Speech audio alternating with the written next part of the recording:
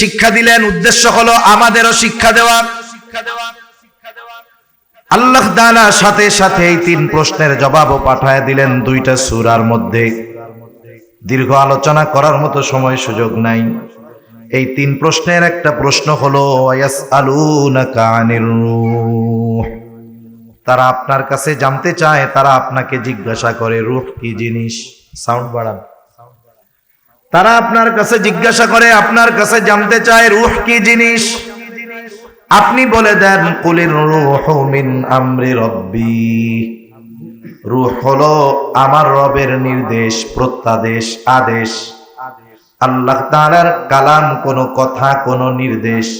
আল্লাহ তাআলা যেমন চিরন্তন, এই জন্য তার আদেশ, তার নির্দেশ, তার কালাম ওই রকম চিরন্তন।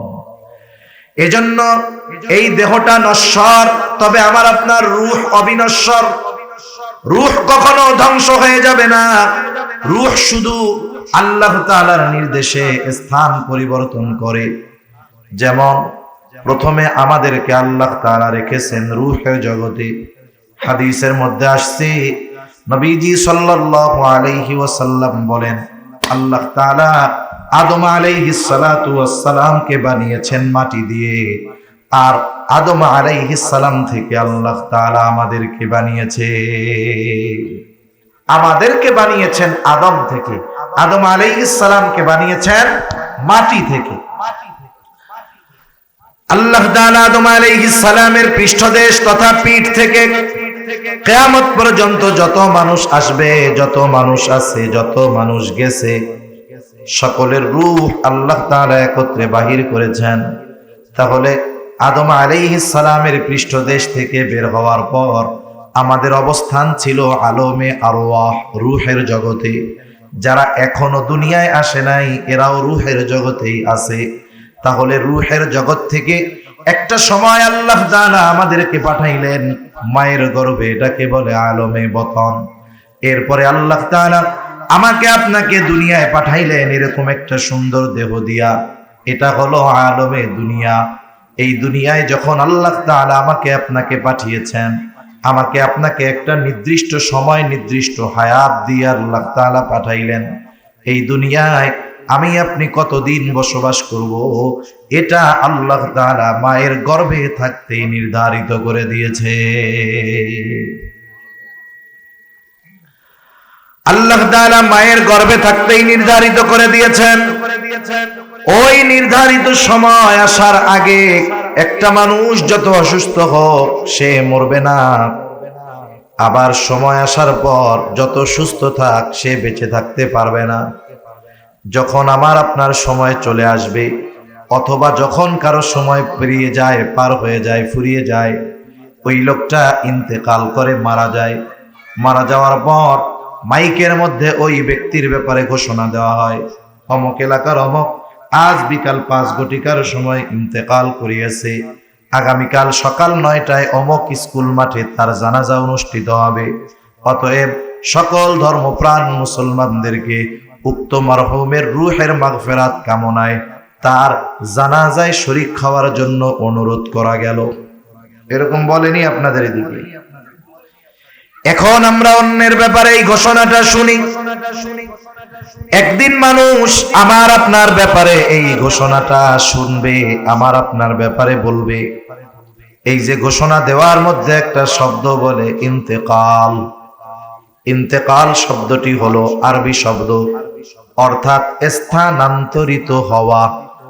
মানুষ মারা যাওয়ার পর যখন তার দেহটা রূহ থেকে পৃথক হয়ে যায়, রূহটা দেহ থেকে বিচ্ছিন্ন হয়ে যায়, এই যে সুন্দর একটা দেহ, আমাকে এতকাল আপনি নাম ধরে ডাকতো, আপনাকে নাম ধরে ডাকতো, কিন্তু যখন রূহটা দেহর থেকে বের হয়ে যায়, সকলের নাম একই হয়ে যায়। অথচ দুনিয়াতে মানুষের নামের কত ব্যতিক্রম।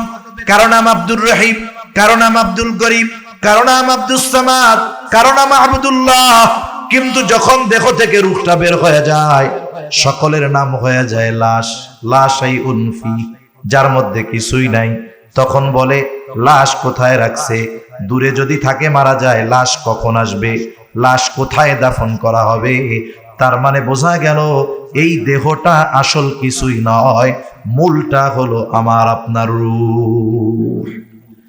তাহলে রুহের নাম হইল আব্দুর রহমান, রুহের নাম হইল আব্দুল্লাহ, আর রুহটা হলো আসল।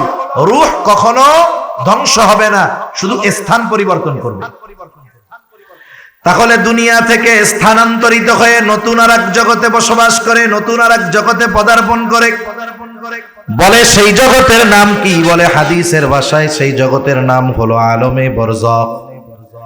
মারা যাওয়ার পর সাধারণ নিয়ম অনুযায়ী আমরা মাইয়িতকে কবরস্থ করি, এটাই শরীয়তের নিয়ম। কিন্তু যদি এমন পরিস্থিতি কারো হয়, তাকে বাঘে খেয়ে ফেলছে, হিংস্র প্রাণীতে খেয়ে ফেলছে, আগুন দিয়া পোড়ায়া দিয়েছে, এক কথায় কবরস্থ করা হোক আর বাঘ সিংহ খেয়ে ফেলুক, একটা মানুষ ইন্তেকালের পরে সে স্থানান্তরিত হয়ে আলমে বরজখের বাসিন্দা হয়ে যায়। তাহলে আমাদের সকলকে এ দুনিয়া ছেড়ে যেতে হবে, নাকি আবে হায়াত কেউ পান করছে মরবে টরবে না? আছে নাকি কেউ? এক জায়গায় থাকার সুযোগ নাই, স্থানান্তরিত হওয়া লাগবে। এই যে কবরবাসীর রুহের মাগফিরাত কামনায় এই যে দোয়া মাহফিল, ওয়াজ মাহফিল, এই যে কবরে আমরা যাদেরকে শুয়ায় রেখে আসছি, দেহটা তো পচে গলে হয়তো মিশে গেছে। আল্লাহ তাআলা চাইলে কারো দেহ ভালো রাখে, সেটা আল্লাহ তাআলা চাইলে সম্ভব। কিন্তু একটা মানুষের দেহ পচে গলে মাটির সাথে মিশে গেলেই যে সে খারাপ, বিষয়টা এমন নয়। এখন দেখেন আমাদের এই যে কবরবাসীর রুহের মাগফিরাত কামনায়, এর দ্বারা বোঝা যায় আলমে বরজখের অবস্থাটা রুহের উপরে প্রভাব বিস্তার করে। দুনিয়ার জগতে কেউ যদি কষ্ট পায়, দেহ এবং রুহ উভয়ের কষ্ট হয়, শান্তি যদি কেউ পায়, দেহ রুহ উভয়টা পায়। কিন্তু আলমে বরজখে শাস্তিটা, কষ্টটা, শান্তিটা এটা রুহের উপরে হয়। এখন আসেন এই আলমে বরজখে আমাদেরকে অবস্থান করতে হবে দীর্ঘকাল, তবে অনন্তকাল নয়। দীর্ঘকাল আমাদেরকে রুহের জগতে আলমে বরজখের মধ্যে অবস্থান করতে হবে। আলমে বরজখের দুইটা অবস্থা। একটা মানুষ ইন্তেকাল করে যখন আলমে আরওয়াহ রুহের জগৎ থেকে আলমে বাতন, আলমে বাতন থেকে আলমে দুনিয়া, আলমে দুনিয়া থেকে যখন স্থানান্তরিত হয়ে আলমে বরজখে পদার্পণ করে, এই আলমে দুনিয়ায় যদি সে ঈমান আনে, নেক কাজ করে, ভালো কাজ করে, তাহলে তার আলমে বরজখ শান্তির জায়গা হয়ে যায়। আমরা বলি না যে আল্লাহ তার কবরে জান্নাতের বাগান বানায় দিয়েন। আল্লাহ রাসূল সাল্লাল্লাহু আলাইহি ওয়াসাল্লাম বলেন, আমরা যাকে কবরস্থ করে আসলাম তার ওই আলমে বরজখে অবস্থা দুইটার থেকে একটা হয়, হয়তো তার কবরটা জান্নাতের বাগান হয়, নয়তো জাহান্নামের গর্ত হয়ে যায়। তার মানে সে আলমে বরজখে সুখময় স্বাচ্ছন্দ্যময় সময় অতিবাহিত করে, অথবা সে কষ্টে থাকে। এখন এই আনন্দ অথবা কষ্টের মাত্রাটা কতটুকু? যার কবরটা জান্নাতের বাগান হয়, অর্থাৎ যার আলমে বরজখটা শান্তিদায়ক হয়, ও মনে করতে থাকে এটাই মনে হয় জান্নাত, কারণ এর চাইতে শান্তির আর আরামের আর কোনো কিছুই হতে পারে না। তখন ফেরেশতারা তাকে বলে, না না, এটাই তোমার সেই চূড়ান্ত বাসস্থান, জান্নাত নয়, বরং জান্নাতের নেয়ামতের তুলনায় এটা কোনো কিছুই না। আল্লাহ তাআলা তোমার জন্য জান্নাতের মধ্যে কল্পনাতীত নেয়ামত তৈরি করে রাখছে। বলে কখন আমারে এটা দিবে? বলে কিয়ামতের পরে তোমাকে তোমার ওই অনন্তকালের কল্পনাতীত নেয়ামত পূর্ণ জান্নাতে দিয়ে দেওয়া হবে। এখন ভালোই আছে, কিন্তু যখন এর চাইতে বেশি ভালোর খবর আসে, তখন এই ভালোর চাইতে বড় ভালোটা পাইতে মন চায় কি চায় না? দেরি সহ্য হইব নি তো কি বলবে? আল্লাহর কাছে দোয়া করবে এরা, যে আল্লাহ তাড়াতাড়ি কিয়ামত কায়েম করেন, যাতে করে আমি আমার আসল বাসস্থানে যাইতে পারি। আবার যার কবরটা জাহান্নামের গর্ত হবে, আলমে বরজখে যার কষ্ট হবে, ও মনে করবে এটাই মনে হয় জাহান্নাম, কারণ এর চাইতে কষ্টের আর কোনো কিছুই হতে পারে না। ফেরেশতারা তাকে জানাবে, না না, এটাই জাহান্নাম নয়, বরং জাহান্নামের তুলনায় তোমাকে যে শাস্তি দেওয়া হচ্ছে এটা কোনো কিছুই না। তোমার জন্য তো কল্পনাতীত শাস্তি আল্লাহ তাআলা প্রস্তুত করে রাখছে। শুধুমাত্র ওই শাস্তির খবরটা শুনে সে এত ভীত সন্ত্রস্ত হবে, সেও আল্লাহর কাছে ফরিয়াদ করবে, আল্লাহ কিয়ামত যেন কখনোই কায়েম না হয়। শাস্তিতে মনে করবে এটা মনে হয় জাহান্নাম, কিন্তু যখন আসল জাহান্নামের শাস্তির খবর শুনবে ও মনে করবে এইটাই ভালো, কিয়ামত আর হওয়ার দরকার নাই। এতটুকুর দ্বারা বোঝা যায় যে জান্নাত জাহান্নামের পরিস্থিতিটা কেমন হবে। এভাবে দীর্ঘকাল থাকতে হবে, সিংহায় ফুৎকারের মাধ্যমে অবস্থান শেষ হবে। আল্লাহ তাআলা বলেন, ওয়ানুফিখা ফিস সূরি ফাসাইকা মান ফিস সামাওয়াতি ওয়া মান ফিল আরদ ইল্লা মান শাআল্লাহ সুম্মা নুফিখা ফীহি উখরা فإذا هم قيام ينظرون। আল্লাহ তাআলা বলেন, সিংহায় ফুৎকার দেওয়া হবে। প্রথমবার সিংহায় ফুৎকার দেবার পর ফাসাইকা মান ফিস সামাওয়াতি ওয়া মান ফিল আরদ ইল্লা মান শাআল্লাহ। প্রথমবার সিংহায় ফুৎকার দেওয়ার পর আসমান জমিনের মাঝে যত প্রাণী আছে, যত প্রাণ আছে, আল্লাহ তাআলা যেগুলো চান সেগুলো ছাড়া সব প্রাণী, সব প্রাণ, সব মানুষ অজ্ঞান হয়ে যাবে। মুফাসসিরিনে কেরাম বলেন, প্রথমে অজ্ঞান হবে, এরপরে সবার মৃত্যু ঘটবে। এই মৃত্যুর মাধ্যমে এই দুনিয়ায় অবস্থিত সর্বশেষ মানুষটাও ইন্তেকাল করবে তথা আলমে বরজখের বাসিন্দা হবে। আল্লাহ তাআলা বলেন, এরপরে আবার আরেকটা সিংহায় ফুৎকার দেওয়া হবে। তবে প্রথমবার সিংহায় ফুৎকারের কত পরে দ্বিতীয়বার সিংহায় ফুৎকার দেওয়া হবে। হাদিসের আলোকে মুফাসসিরিনে কেরাম বলেন, প্রথম সিংহায় ফুৎকারের মাধ্যমে সর্বশেষ মানুষটা তো আলমে বরজখের বাসিন্দা হয়ে গেল। আল্লাহ তাআলার নির্দেশে ইসরাফিল আলাইহিস সালাম দ্বিতীয়বার যেই সিংহায় ফুৎকার দিবেন, এর ব্যবধানটা হবে কমপক্ষে 40,000 বছর। কে সর্বশেষ মারা যাবে, ইন্তেকাল করবে, সেও কমপক্ষে 40,000 বছর আলমে বরজখে থাকবে। সুবহানাল্লাহ।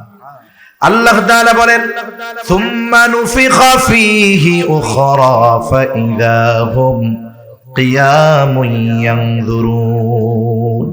পুনরায় সিংহায় ফুৎকার দেওয়া হবে, প্রত্যেকে তার অবস্থান স্থল থেকে উঠে দাঁড়ায় যাবে। যাকে যেখানে কবরস্থ করা হয়েছে সে সেখান থেকে দাঁড়িয়ে যাবে। দাঁড়ায় কি করবে? বলে উঠে তাকায় দেখতে থাকবে কি হচ্ছে এইগুলা। শুধু তাই না, আল্লাহ তাআলা সূরা ইয়াসিনের মধ্যে বলেন, ওয়ানুফিখা ফিস সূরি ফাইযা হুম মিনাল আজদাসি ইলা রাব্বিহিম ইয়ানসিলুন। এখানে দ্বিতীয়বার সিংহায় ফুৎকার উদ্দেশ্য। দ্বিতীয়বার সিংহায় ফুৎকার দেওয়ার পর প্রত্যেকে তো অবস্থান স্থল থেকে জাগ্রত হবে, উঠে যাবে। কি করবে? বলে ইলা রাব্বিহিম ইয়ানসিলুন, প্রত্যেকেই তার রবের দিকে ছুটতে থাকবে। অবস্থা কতটা ভয়াবহ হবে! রাসূল আকরাম সাল্লাল্লাহু আলাইহি ওয়াসাল্লাম বলেন, কিয়ামতের দিন সকলে বিবস্ত্র অবস্থায় উঠবে, বস্ত্রহীন অবস্থায় উঠবে।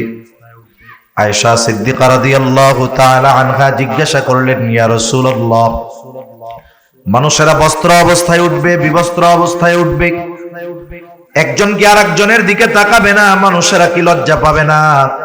নবীজি বলেন, আয়েশা, মানুষ ওই দিন এতটা ভীত চিন্তিত থাকবে যে একজন আরেকজনের দিকে তাকানোর বিষয়টা চিন্তাও করবে না। এতটা ভীত থাকবে শুধু অবস্থা দেখে। এতটা ভীত তারা হাসরের ময়দানে ওঠার পরে হবে যে যার কবরে আযাব ছিল তথা আলমে বরজখে যে মনে করতেছিল ওইটা জাহান্নাম, সে এই অবস্থা দেখে তার আগের কষ্টের অবস্থা সে মুহূর্তের মধ্যে ভুলে যাবে। কি বলবে? قالوا يا ويلنا من بعثنا من مرقدنا। তারা বলবে, হায় দুর্ভোগ, কে আমাদেরকে আমাদের অবস্থান স্থল থেকে জাগায়া দিল। মান বাআসানা, কে জাগায়া দিল? বলে জাগায়া দেয় কাকে? বলে যে ঘুমায়া থাকে তাকে। তার মানে ওরা মনে করবে আলমে বরজখ তথা কবর জগতে ওরা মনে হয় ঘুমায়া কাটাইছে। তারা বলবে কে আমাদের ঘুম থেকে জাগায়া দিল? মান বাআসানা মিম্মার কাদিনা, কে আমাদের অবস্থান স্থল থেকে উঠায়া দিল? মুমিনরা অথবা ফেরেশতারা জবাবে বলবে হাযা মা ওয়াদার রহমানু ওয়া সাদাকাল মুরসালুন।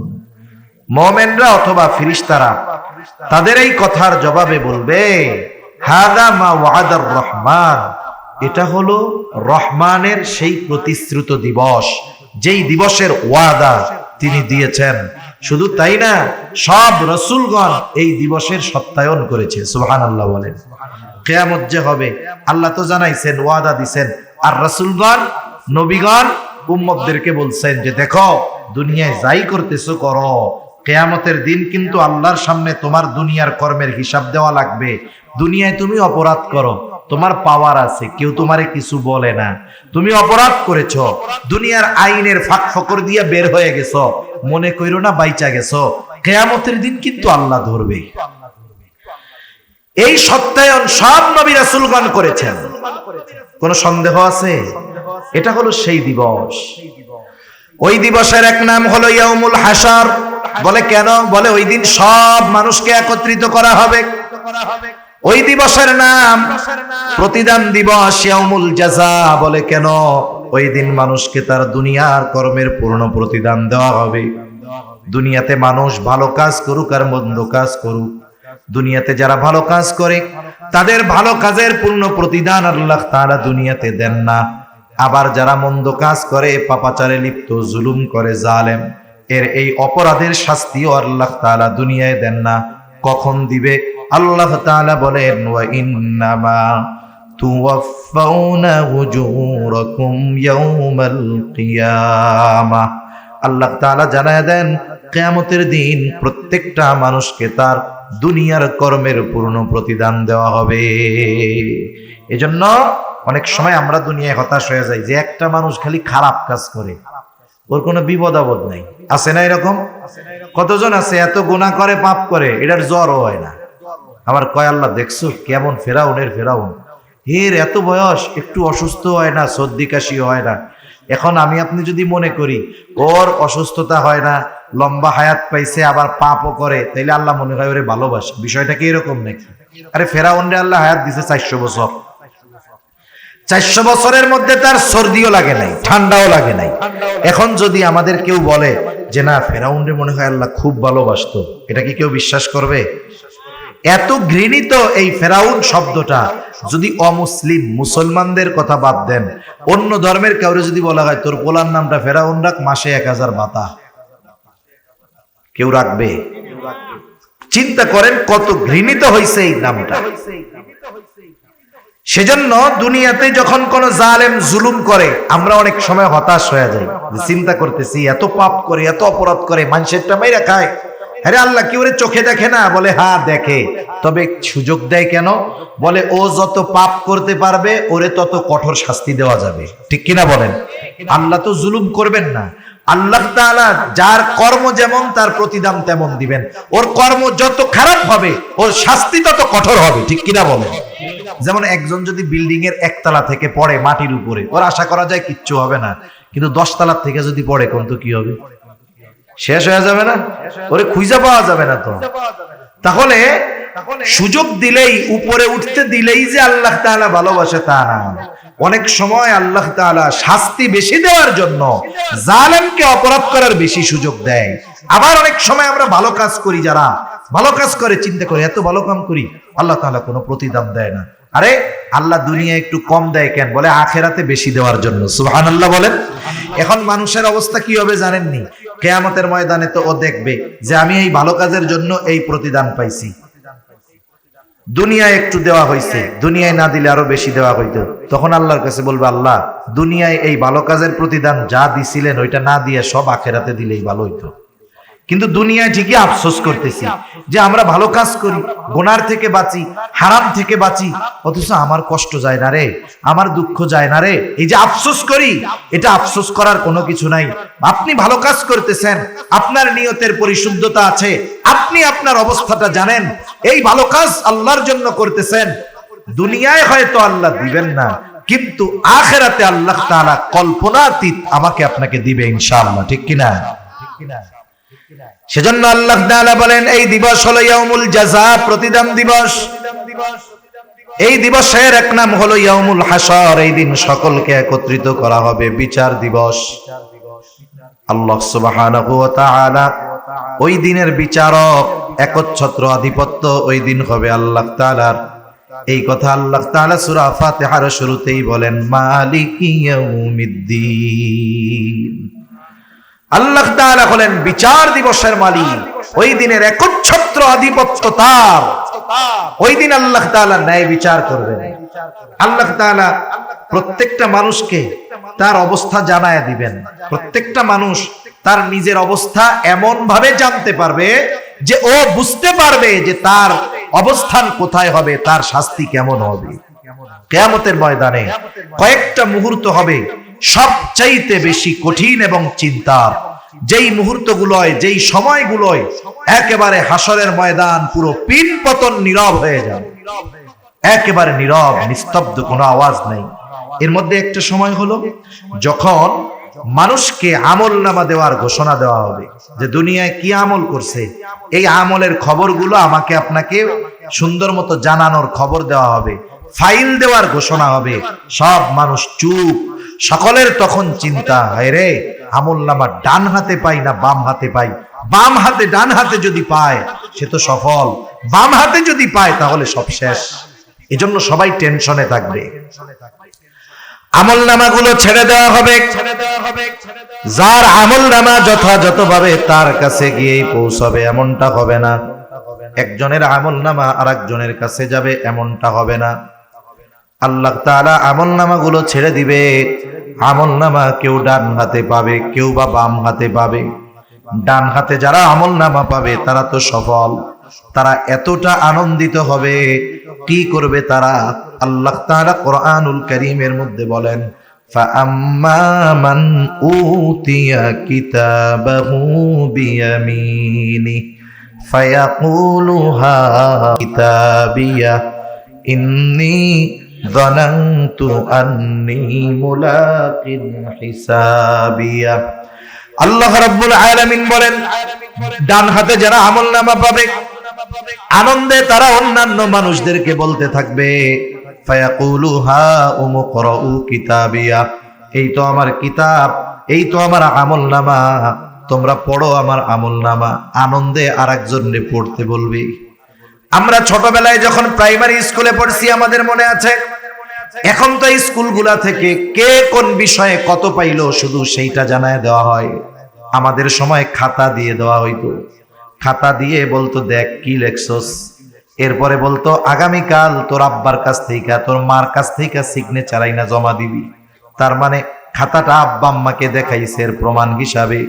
এইবার বলেন তো, যেই ছেলেটা অঙ্ক অথবা ইংরেজি ধরেন, অঙ্কের মধ্যে 100-তে 95 পাইছে অথবা 100-তে 100 পেয়ে গেছে, বলেন তো সে খুশি না বেজার? খুশিতে অন্যান্যদেরকে দেখায়, তার খাতা নিয়ে কাড়াকাড়ি লেগেছে, কি লেখছস? ও বন্ধুদের বলে, দেখ বেটা কি লিখছি। দেখাইতো না আনন্দে এরকম? ডান হাতে যারা আমলনামা পাবে তারাও এরকম আনন্দে দেখাবে।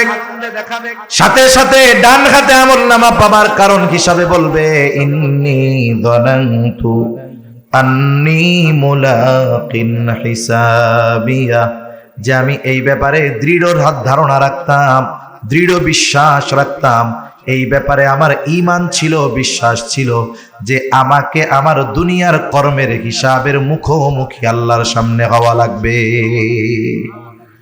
আমাকে আমার হিসাবের মুখোমুখি হতে হবে। কার সামনে? বলে আল্লাহর সামনে। কোন কর্মের? দুনিয়ার কর্মের। তার মানে আমি আপনি দুনিয়ায় যে কর্মগুলো করি, দুনিয়ার মানুষ দেখুক আর না দেখুক, জানুক আর না জানুক, আমার এই দুনিয়ার কর্মের হিসাবের মুখোমুখি আল্লাহর সামনে দিতে হবে।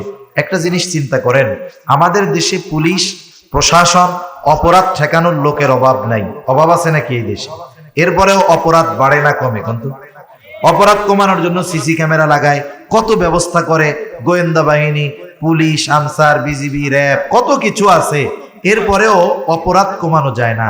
আমি বলি কিয়ামত পর্যন্ত কমানো যাবে না, যতক্ষণ না মানুষের অন্তরে এই চিন্তা আসবে যে আমাকে আমার কর্মের হিসাব আল্লাহর সামনে দেওয়া লাগবে। এই বিশ্বাস যখন কোন মানুষের অন্তরের গভীরে পৌঁছিয়ে যাবে, হৃদয়ের সাথে গেঁথে যাবে, ওই মানুষটাকে পাপ থেকে ফেরানোর জন্য কোনো প্রশাসন লাগবে না। আল্লাহর ভয় তাকে পাপ থেকে বেঁচে থাকতে বাধ্য করবে। ঠিক কিনা বলেন? এটাই ঈমান। ওই কথাই সে বলতেছে যে আমি দুনিয়ায় এই ব্যাপারে দৃঢ় বিশ্বাসী ছিলাম যে আমাকে আমার কর্মের হিসাব দিতে হবে। কার সামনে? আল্লাহর সামনে মুখোমুখি হতে হবে, আমার হিসাব দেওয়া লাগবে। এই চিন্তা ছিল আমার দুনিয়ায়। এই জন্য গোনার থেকে বাঁচছি, ভালো কাজ করছি। এই জন্য আমলনামা কোন হাতে? জোরে কোন। আবার যখন স্কুলের মধ্যে একই দিন খাতা দেওয়া হয়, এক বন্ধু অঙ্কে পাইছে 100, আর একজন পাইছে 2টা ঘোড়ার ডিম। মানে সে ফেল। অঙ্কে ফেল যাওয়া সহজ, কারণ প্লাস মাইনাস ভুল গেলেই অঙ্ক ভুল। ঠিক কিনা কন? অনেকে একেবারে 2টা শূন্য পাইতো। এখন বলেন তো, ওই খাতা যখন তার হাতে আসতো, দেখতো তার পাশের বন্ধু পাইছে 100-তে 100, আর ও পাইছে 100-তে 2টা ঘোড়ার ডিম। ও কি খুশি হইয়া অন্যদের দেখাইতো নাকি যে দেখ কি লেখছি, তোরা তো বেটা 100 পাইছস, আমি 2টা ঘোড়ার ডিম পাইছি? দেখাইতো? লজ্জায় মাথা নিচের দিকে দিয়া কি কইতো, আল্লাহ রে, গতকাল যদি হুজুরের স্যারের বাড়ি আগুন ধরে পুড়ে যাইতো রে, তাহলে খাতাও তো পুড়ে যাইতো। এই লজ্জা আর পাইতাম না। কি যে হইল। এই বাম হাতে যারা আমলনামা পাবে তারা আফসোস করবে সেই দিন। কি বলবে? আল্লাহ তাআলা বলেন, ওয়া আম্মা মান উতিয়া কিতাবাহু বিশিমালি ফায়াকুলু ইয়া লাইতানি লাম উতা কিতাবিয়া ওয়া লাম আদরি মা হিসাবিয়া ইয়া লাইতাহা কানাতিল কাদিয়া মা আগনা আন্নি মালিয়া। আফসোস করবে আর বলবে, লাম উতা কিতাবিয়া, হায় রে, আমি যদি এই কিতাব না পাইতাম কতই না ভালো হইতো। ওয়ালাম আদরি মা হিসাবিয়া, আমি যদি আমার এই হিসাবটা না জানতাম কতই না ভালো হইতো।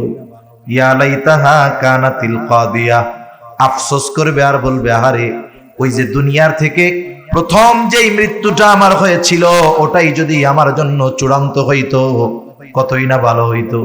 মা আগনা আন্নি মালিয়া, হায়রে, দুনিয়ায় এত সম্পদ ছিল, এত ক্ষমতা ছিল, এত পাওয়ার ছিল, কোনো কিছুই আজকে আমার কাজে আসলো না।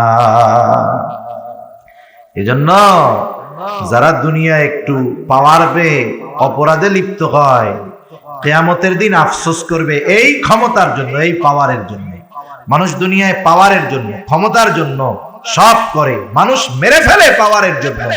যেই পাওয়ার, ক্ষমতার জন্য, ক্ষমতা পেয়ে মানুষ অন্যায় করে, অপরাধ করে, জুলুম করে, ওই মানুষগুলো এই ক্ষমতার জন্য পরকালে আফসোস করবে, কোনো কাজে আসলো না, সম্পদ কাজে আসলো না, আমার মাল কাজে আসলো না, আমার ক্ষমতা, আমার রাজত্ব আমারে শেষ করে দিল। আমি যদি এগুলোর পিছনে না দৌড়াইতাম তাইলে আজকে আমার এই পরিণতি হইতো না। ঠিক কিনা বলেন? এজন্য দুনিয়াতে আল্লাহ তাআলা যাদেরকে ক্ষমতা দিয়েছে তাদের উচিত এই ক্ষমতাকে ভালো কাজে ব্যয় করা। কিন্তু আফসোসের ব্যাপার হইল, যেই ক্ষমতা পায় এর অবস্থা অন্যরকম। ও তার নিচে যারা আছে তাদের উপরে জুলুম করবে কেমনে, এই চিন্তা করে। ঠিক কিনা কন? এজন্য আফসোস করার আগে এগুলো কাজে লাগাইতে হবে। এখন ডান হাতে যে আমলনামা পাইলো সে জান্নাতে, বাম হাতে যে আমলনামা পাবে তাকে সামনাসামনি দেওয়া হবে না, একেবারে হাতটাকে বুক চিরে পেছন দিকে নিয়ে বাম হাতে আমলনামা দেওয়া হবে। আমলনামা বাম হাতে পাইয়াই সে আফসোস করতে থাকবে। যখন সবার হাতে সবার আমলনামা পৌঁছায় গেছে, আল্লাহ তাআলা ঘোষণা করবেন, ইকরা কিতাবাক কাফা বিনাফসিকাল ইয়াউমা আলাইকা হাসিবা। আল্লাহ তাআলা বলবেন, তুমি পড়ো তোমার কিতাব, তুমি পড়ো তোমার আমলনামা, তোমার হিসাবের জন্য তুমি নিজেই যথেষ্ট। সুবহানাল্লাহ বলেন। হায়রে, পৃথিবীতে হাজারো ভাষা আছে, কেউ যদি কিয়ামতের দিন আমলনামা দেয়, আমলনামা যেই ভাষায় লেখা হোক, তাকে আমলনামা পড়বার যোগ্যতা দিবেন কে? আরো জোরে বলেন কে?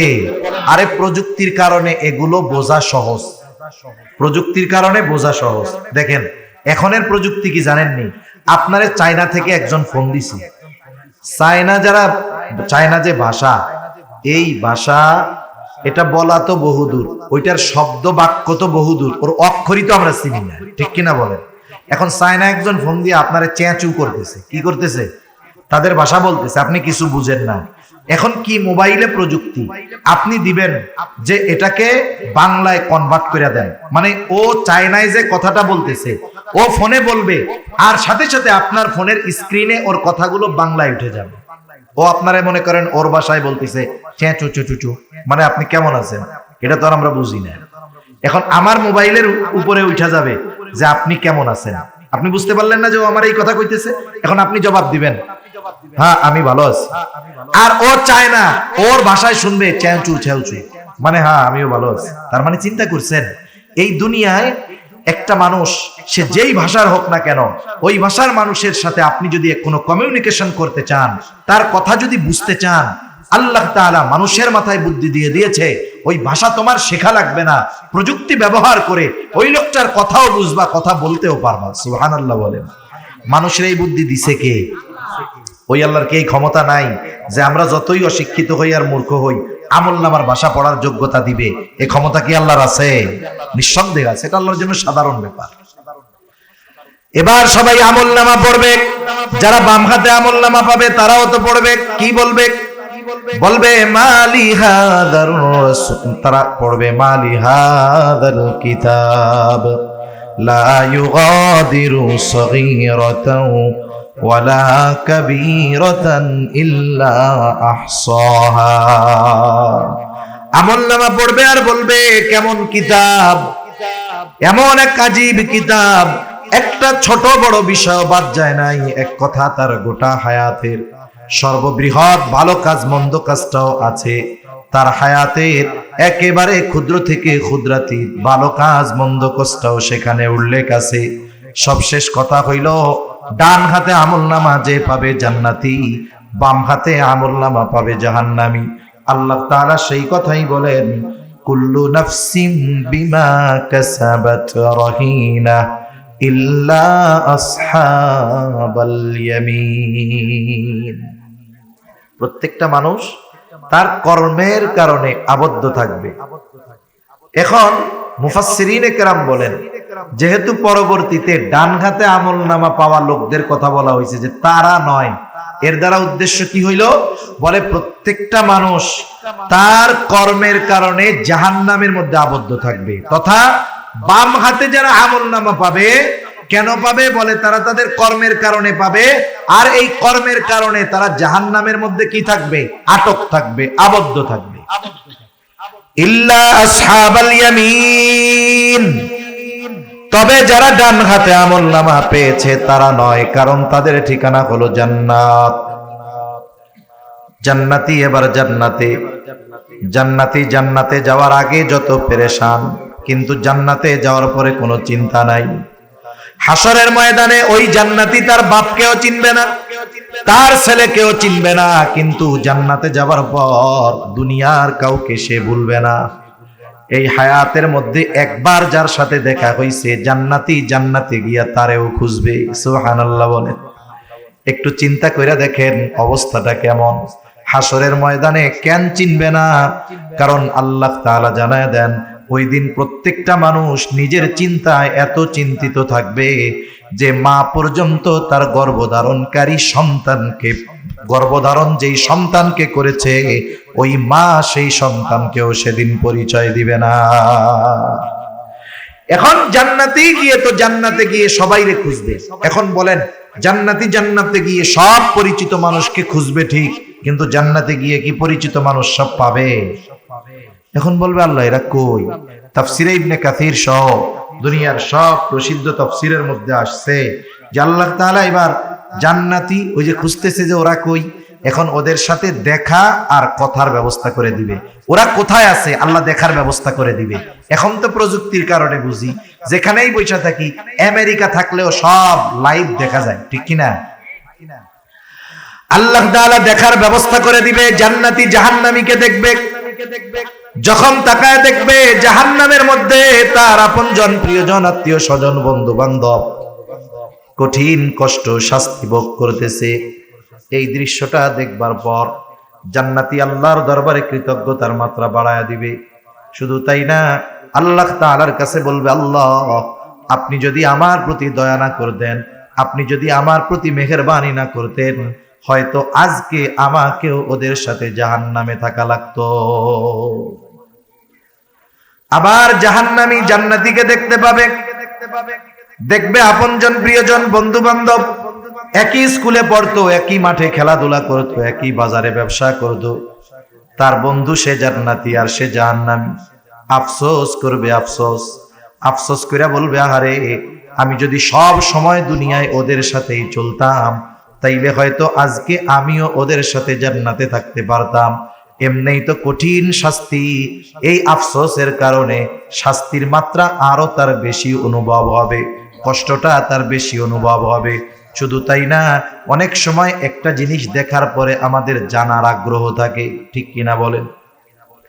এখন জান্নাতীদের মনে প্রশ্ন, জানতে চায় যে কোন কারণে এরা জাহান্নামী হইল। আল্লাহ তাআলা সেই কথাই বলেন, জান্নাতীরা পরস্পর পরস্পরকে জিজ্ঞাসা করবে, তারা পরস্পর মুজরিমদের কাছে জানতে চাইবে, ফি জান্নাতিন ইয়াতাসাআলুনা আনিল মুজরিমিন। জান্নাতীরা পরস্পর মুজরিমদের, পাপীদের তথা জাহান্নামীদের জিজ্ঞাসা করবে, মা সালাকাকুম ফি সাকার, কোন কারণে তোমরা সাকারের অধিবাসী হইলা, কোন কারণে জাহান্নামী হইলা? তোমরা তো আমাদের পরিচিত জন ছিলা, এখন কেন জাহান্নামী হইলা? এইবার জাহান্নামীরা জাহান্নামে যাওয়ার কারণ হিসাবে এক নম্বরে বলবে, ক্বালু লাম নাকু মিনাল মুসাল্লিন, আমরা মুসল্লি ছিলাম না। কি ছিলাম না? জোরে বলেন। মুসল্লি ছিলাম না, আমরা তো সিজনাল মুসল্লি, সাপ্তাহিক মুসল্লি, আর হলো রোজার মাসে একটু মুসল্লি হই, বাকি সময় আমাদের সব একরকম, যেই সেই, ঠিক কিনা বলেন? আসলে মুসল্লি কে বলে? হাজারো ব্যস্ততার মধ্যে 5 ওয়াক্ত নামাজ ছাড়ে না যে, ঠিক কিনা বলেন? অনেকে নামাজ পড়ে না, কাজকর্মের দোহাই দিয়ে নামাজ পড়ে না। ব্যবসায়ী নামাজ পড়ার টাইম পায় না, রমজান উপলক্ষে এমন ব্যবসা যে নামাজ পড়ারই টাইম পাইতেছে না। ব্যবসা করে রমজান উপলক্ষে, নামাজ পড়ার টাইম পায় না। সিএনজি চালায়, এত ব্যস্ততা, যাত্রীর চাপ, নামাজ পড়তে পারতেছি না। কৃষি কাজ করে, বলে জমিনে এত কাজ, নামাজ পড়ার টাইম পাই না। এখন বলেন তো, এই যে দোকানদার দোকানদারি করে, সিএনজি ওয়ালা সিএনজি চালায়, কৃষক কৃষি কাজ করে, কেন করে? শখের ঠেলায় করে না, পেট বাঁচানোর লেগে করে, ঠিক কিনা বলেন? জীবন উপকরণের জন্য করে। এখন জীবন উপকরণ এটা বাংলা শব্দ, আরবি শব্দ রিজক। তাহলে মূল কথা আসে, মানুষ রিজক অন্বেষণে, রিজক উপার্জনের জন্য নামাজ পড়ার টাইম পায় না। কথাটা এরকম হইছে না? তাই ব্যবসায়ী ব্যবসা করে কেন? বলে রিজিকের লেগা। নামাজ পড়ে না কেন? ব্যবসার ব্যস্ততায়।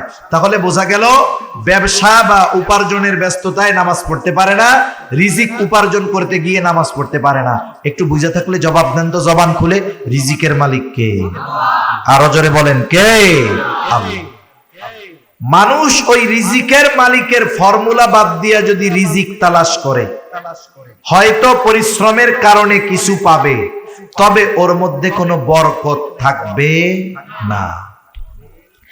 কেউ যদি বরকতময় প্রশস্ত রিজিক চায়, আমরা আল্লাহর কাছে মাঝে মধ্যে দোয়া করি এরকম, আল্লাহুম্মা রযুকনা রিজকান ওয়াসিআ, আয় আল্লাহ আপনি আমাদেরকে প্রশস্ত রিজিক দেন, বরকতময় রিজিক দেন। কেউ যদি প্রশস্ত বরকতময় রিজিক চায়, তাহলে রাজ্জাকের ফর্মুলা অনুসরণ করতে হবে। রাজ্জাক রিজিক পাওয়ার পদ্ধতিগুলো জানায়া দিতে গিয়ে অন্যতম একটা পদ্ধতির কথা আল্লাহ তাআলা বলেন।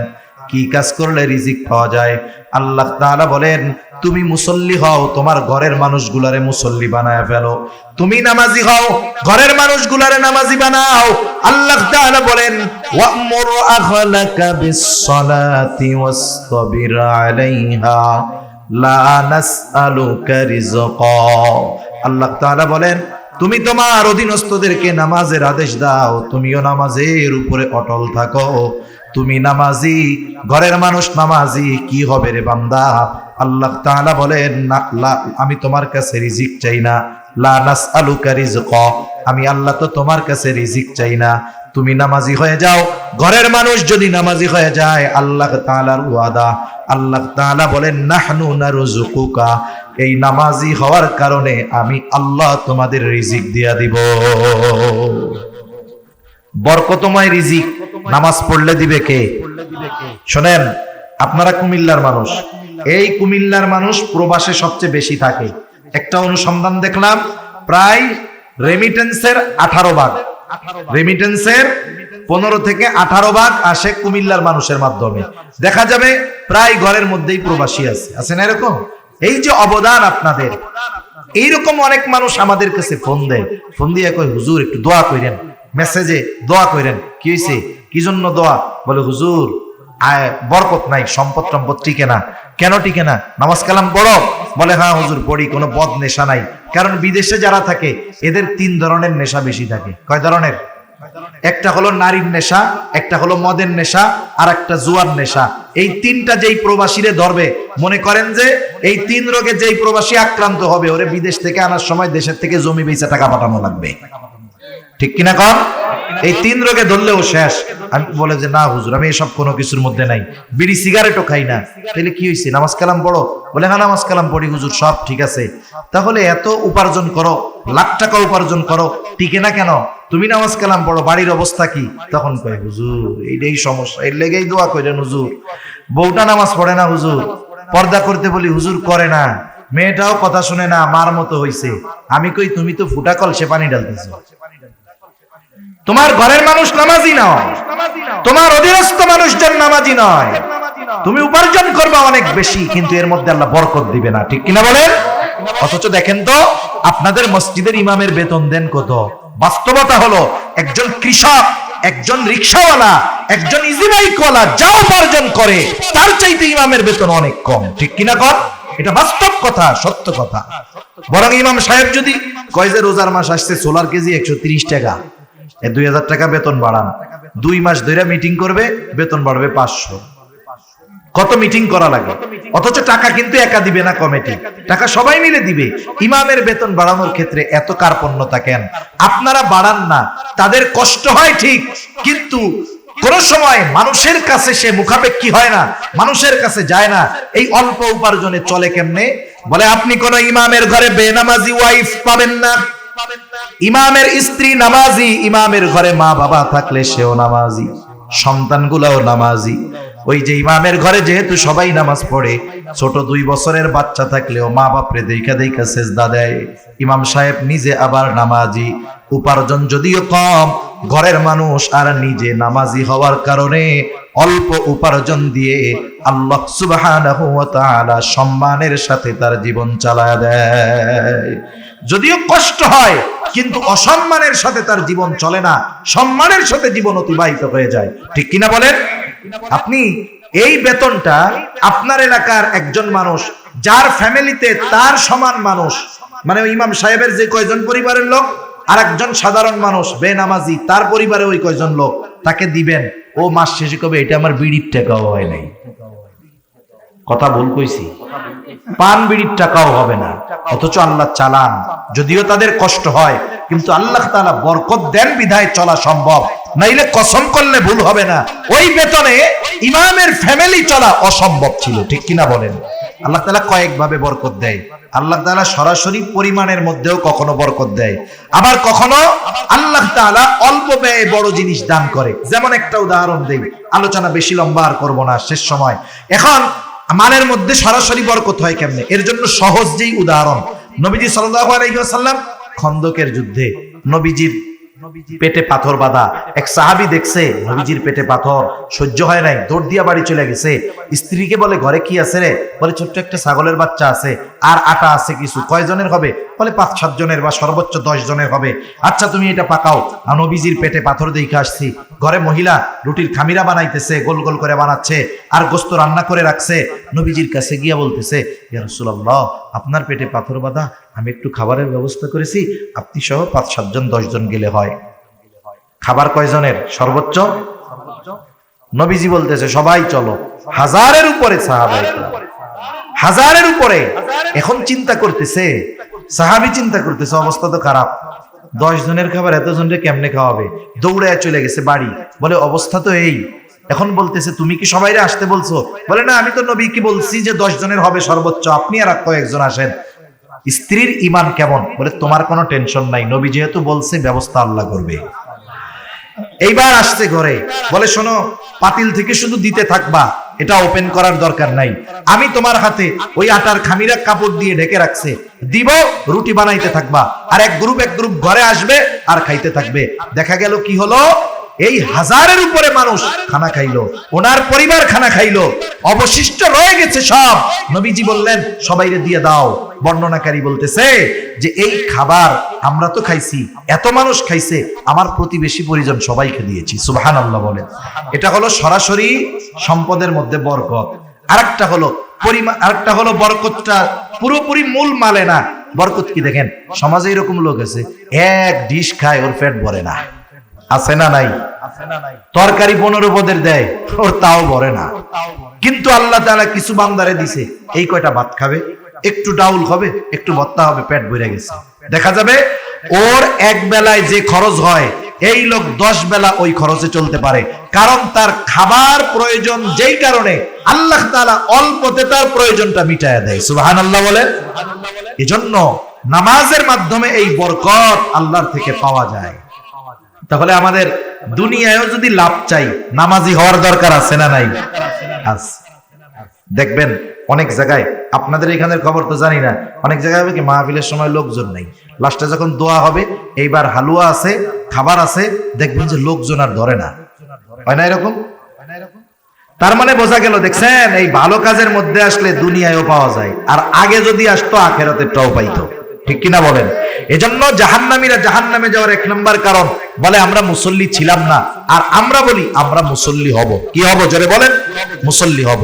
2 নম্বর কারণ, ওরা বলে ওয়ালাম নাকুনু তুইমুল মিসকিন, আমরা মিসকিনদেরকে খানা দিতাম না, আর আমরা মিসকিনদের খানা খাওয়াবো।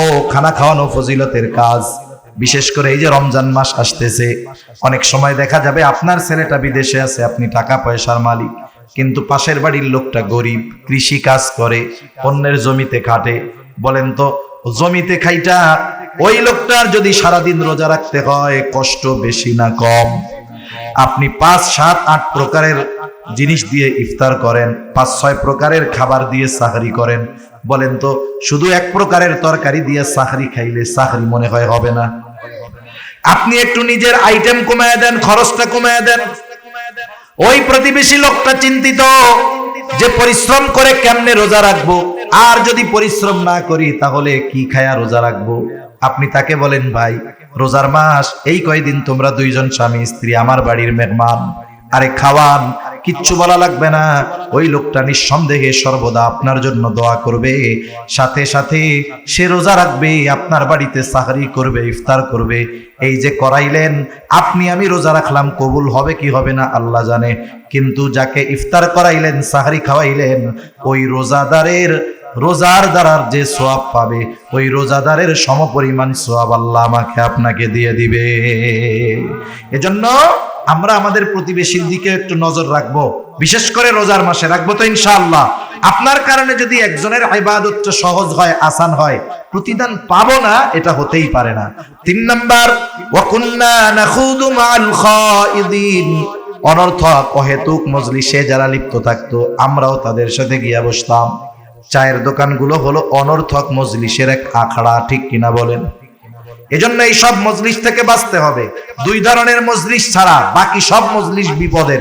এক ধরনের, বলে যেই মজলিসের মধ্যে দুনিয়াবি কল্যাণ আছে, দুনিয়ার উপকার আছে, দুই নাম্বার ওই মজলিস যেই মজলিসের মধ্যে আখিরাতের উপকার আছে। এই দুই ধরনের মজলিস ছাড়া যেখানেই বসবেন দেখবেন ওই মজলিস একসময় কথায় কথায় কথায় গোনার দিক চলে গেছে, ঠিক কিনা বলেন? অনেক সময় রোজার দিনেও আমরা দেখি আমাদের মা বোনরাও এগুলা করে বসে, 3-4 জন বসে, রান্না বান্না তো কিছু নাই রোজার মাসে, দুপুরে রান্না বান্না করা লাগে না, এখন ওই পাড়ার এই বাবিটা বিয়াসে এক জায়গায় বসে, এবার গল্প করতে করতে আস্তে গিবত শুরু হয়ে যায়। অমুকের মাই ভালো না রে, অমুক যে রোজা রাখে, কি রোজা যে রাখে, এরকম গল্প শুরু হয় কি হয় না? পুরুষের মধ্যেও হয়, নারীদের মধ্যেও হয়। এই যে আপনি রোজা করতেছেন, নবীজি বলেন কিছু লোকের রোজা হয় না খেয়ে থাকার নামান্তর, মানে না খাইয়াই শুধু থাকে, কিন্তু রোজার যেই ফজিলতের কথা আল্লাহ ঘোষণা করেছেন এই ফজিলত থেকে এই ধরনের মানুষ বঞ্চিত হয়। এজন্য রোজা রেখে আমাদেরকে জবানের গুনাহ, চোখের গুনাহ, অন্তরের গুনাহ, সব গুনাহ থেকে বাঁচতে হবে, গুনার মজলিস থেকে বাঁচতে হবে। আমরা আমাদের ইমাম সাহেবদেরকে এরকম বলবো, হুজুর আপনি এই রোজার মাস আমাদের একটু কোরআন শিক্ষার ব্যবস্থা করেন, মাসলা মাসাইল শিক্ষার ব্যবস্থা করেন, সময়গুলো দিনই কাজে ব্যয় করার চেষ্টা করবো তো ইনশাআল্লাহ। নাইলে কি হবে? রোজার ফরজ আদায় হবে কিন্তু ফজিলত লাভ হবে না। এরপরে 4 নাম্বার, ওয়াকুন্না নুকাযযিবু বিয়াউমিদ্দিন, আমরা কিয়ামতের দিবসকে অস্বীকার করতাম। এটা দুভাবে হতে পারে, একটা হলো সরাসরি অস্বীকার করে, আরেকটা হলো কিয়ামতের ব্যাপারে কোনো সেদ বেদ নেই, মানে কোনো চিন্তা নাই, গাফেল, ওর যে হিসাব দিতে হবে ও বিশ্বাস করে কিন্তু এটা নিয়ে ওর কোনো চিন্তা নাই, উদাসীন। দুইজনেরই অবস্থা খারাপ, একজন তো অস্বীকার করার কারণে একেবারে অনন্তকাল জাহান্নামী, আরেকজন উদাসীনতার কারণে যদি ইমানদার হয় তাহলে সে দীর্ঘকাল জাহান্নামে থাকবে। এখন বলবে এভাবে চলছে দুনিয়া, যা মন চাই করলাম, নামাজ পড়লাম না, গরিব মিসকিন অসহায়দেরকে খানা দিলাম না, অহেতুক মজলিসে হায়াত পার করে দিলাম, কিয়ামতের